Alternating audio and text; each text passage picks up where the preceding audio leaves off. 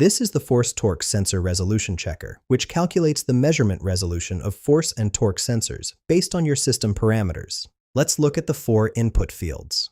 First, enter your sensor full-scale range in newtons or newton meters. This is the maximum force or torque your sensor can measure. Second is ADC resolution in bits.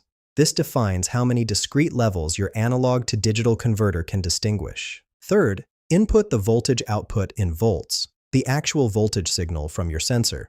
Finally, enter the maximum voltage in volts, the full-scale voltage range of your system.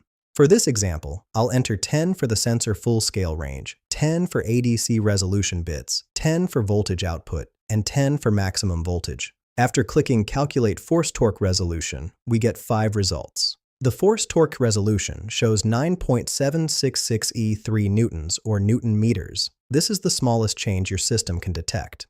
The measured value reads 10,000 newtons or newton meters. We see 1,024 ADC steps, which represents the total discrete levels available. The system also shows 9.7666 and 54.2 as additional ADC steps calculations. This tool helps engineers verify their sensor system meets precision requirements. Find the link in the description below.